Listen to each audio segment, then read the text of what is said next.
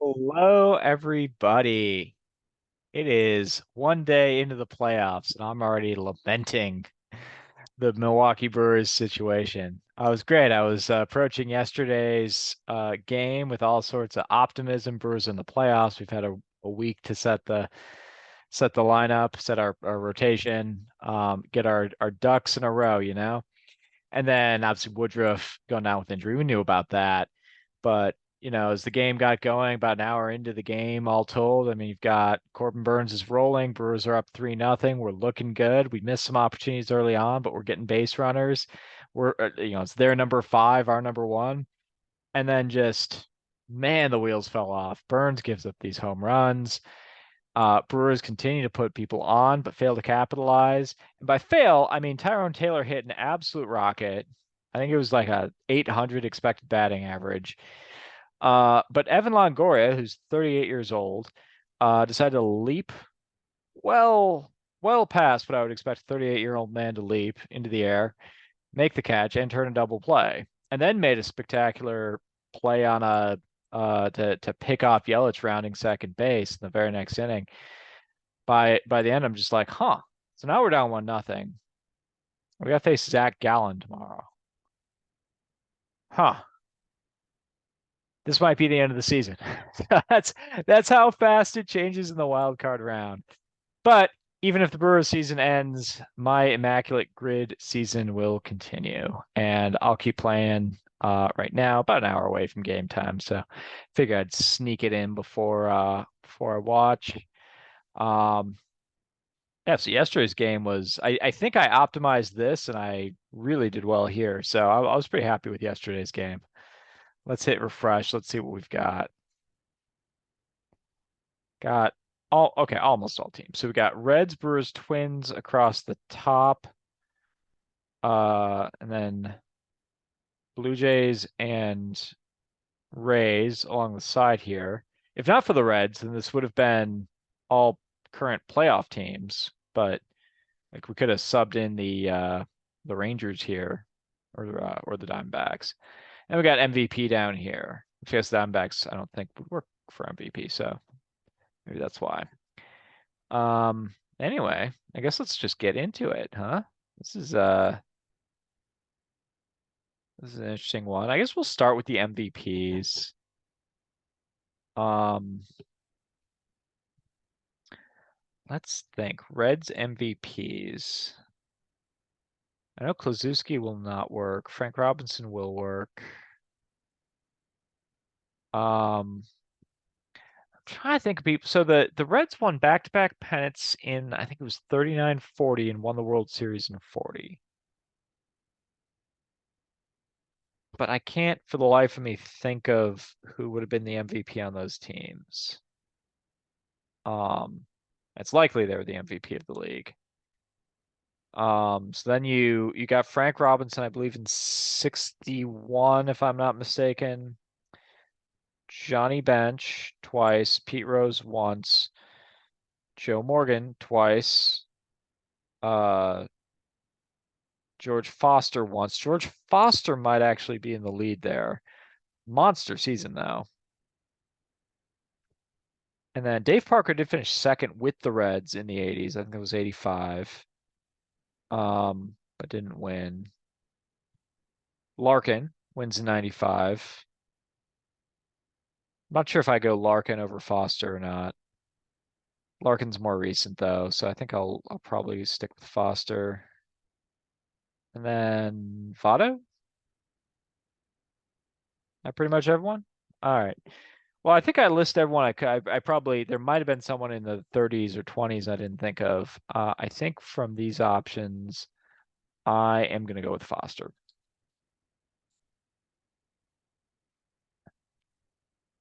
1977. Takes 4%.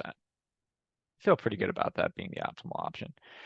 Brewers is not one I should struggle with. So your MVPs for the Brewers, I believe you just have the four, which are Raleigh Fingers in 1981, Robin Yount in 1982, and then again in 1989, while playing two different positions. Third player ever to do that. Um, And then fast forward to Ryan Braun in 2011 and Christian Yelich in 2018.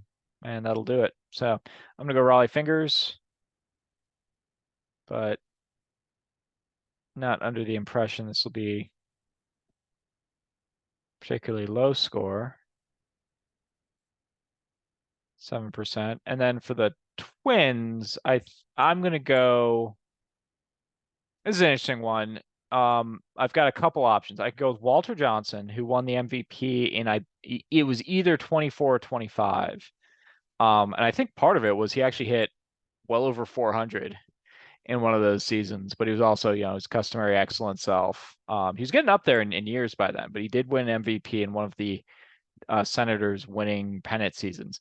And then, you've got Harmon Killebrew wins an MVP. Carew, Maurer, Morneau. Oh, and the other one I was gonna. So I think the competition. It's not gonna be Morneau, Maurer, or Carew. Puckett never wins it. He finishes second at least once, or I think he finishes top three a few times. But Puckett never won it. Anyway, I think Zualo Versailles, if I'm saying that right, he won the MVP in 65. Walter Johnson won in like 24, 25. I think Walter Johnson, just because he was a pitcher and he wasn't known as a prominent pitcher in the 20s as much, I think he might be a decent pick. So I'm going to go with him.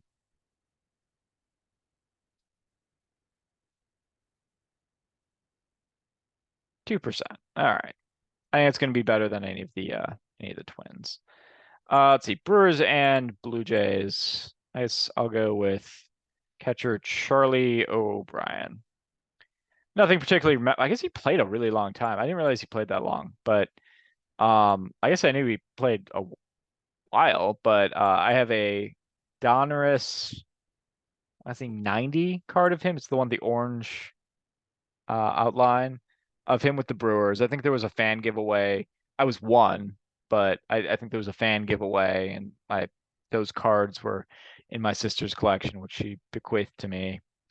And I know he was with the Blue Jays by the 98 season because that was in the Athlon Sports magazine from that season that I memorized. So that's how I came up with this one, who takes 0.3%. And then Brewers and Rays, about a couple options. I think Willie Adames is going to be the most favored here. I'm going. Let's try Julio Franco out because he'll work for both teams. I've used this one before. He played one game, one plate appearance with the Rays, and also played the 97 season with the Brewers. So actually, it was back to back in a way, but he played the half of the 97 season with the Brewers and then a single game in 1999, 2 years later, and then didn't play again for like 2 years after that, or maybe a year and change after that. Takes 1%. Okay, I could have done better than that. Gerald Williams was another option. There's a few ways I could have swung that. Ah, well. All right. And then, ooh, these are some interesting ones. So I could have gone Matt Garza there, but I can also go Matt Garza here. Oh, I can go, here's a better one. Paul Sorrento. I've got his rookie card with the Twins, and he was an OG Devil Ray. He gets 1%. I've used him before. He gets an action shot, but he doesn't have a handlebar mustache. Let's see. Blue Jays and Twins. There's a few that I just think are gonna be really popular. Paul Molitor, who obviously would have worked here. Um, Delvin Young would have worked here, but he doesn't work there. Anyway, Paul Molitor, Dave Winfield, and Jack Morris will all work. So will Shannon Stewart. All four of those guys are significant players. Like Shannon Stewart is not on the same level as those other three who are all in the Hall of Fame, but Shannon Stewart was like top five in the MVP voting in I think '03, which was the year he was traded from the Blue Jays over to the Twins. And I think that's recent enough. I mean, it's 20 years ago, but there's going to be some people who remember that. There's some other Donaldson. Donaldson takes a good chunk.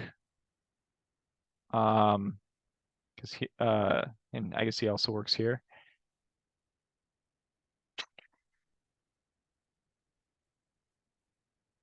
Yeah, it's an interesting one.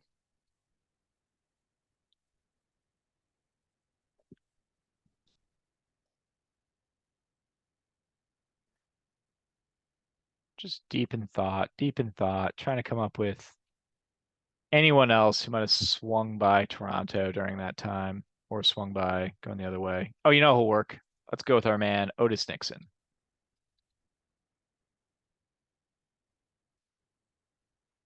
Goes less than 1%. Like that.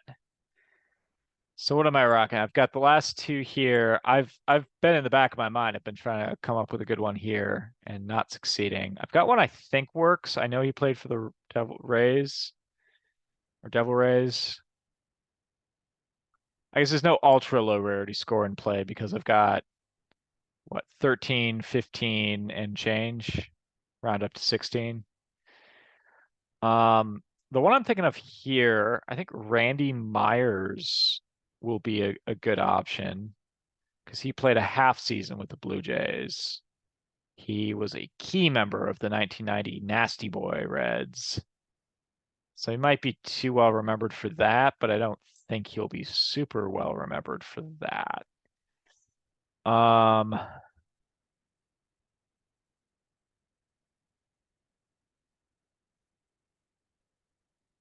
feel like there's someone like really recent and non-trivial that I'm just not thinking of.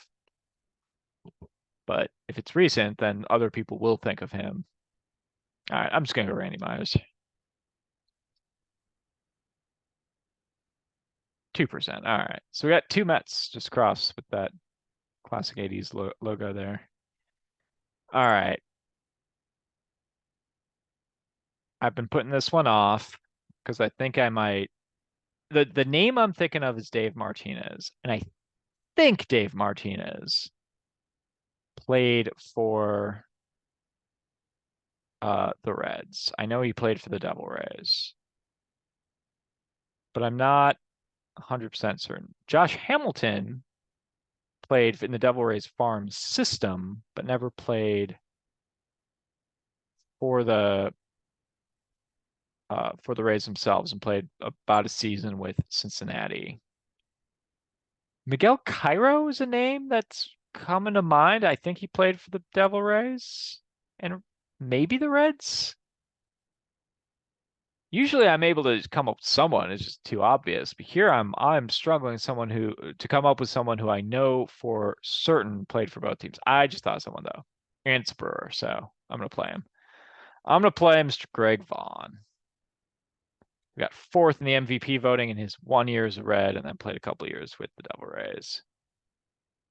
Oh, he got 7%. Okay, so maybe I should have gone with the Dave Mart. Let's see if Dave Martinez is on there. Oh, Miguel Cairo would have worked. Jorge Cantu would have worked. Jose Guillen, I knew. I should have known Guillen. You can see it's not even like I've clicked on Jose Guillen before. Dave Martinez would have worked. Man, there's not a lot of super famous players on here. I don't even feel that bad. Russell Branyan on here, Shubal Cabrera. They're decent. Quentin McCracken played for the Reds. I didn't know that. Quentin McCracken is my go-to if it's some combination of Diamondbacks, Rays, or Rockies, because he hits all those. I guess he also played for the Reds, so maybe I'll save that in my back pocket. Ooh, Tommy Pham. Hitting third right now. All right. Well, I'll take a 24. Not bad. Greg Vaughn. If I'm gonna take a big one, I'm happy to take it with Greg Vaughn. He's Brewer. Actually, the last Brewer game I went to, I should clarify, the last Brewer game at American Family Field that I went to, Greg Vaughn threw out the first pitch because it was 90s day or something. And Greg Vaughn played for the Brewers in the 90s. So there's another player. I actually got him on a Donruss rated rookie card in that same orange background. Um, Greg Vaughn rookie card. So anyway, fun game. Hopefully a better day for the Brewers. I'll try to still be chirpy tomorrow if they lose. I have a sneaking suspicion our season might be up, but I figure I might as well approach the game with that mindset because I'm not the one out there playing, and that way I won't be disappointed. But it's been a fun year, and I'll keep the grid going even if the Brewers lose. So thanks a lot for playing, and see you tomorrow. Peace.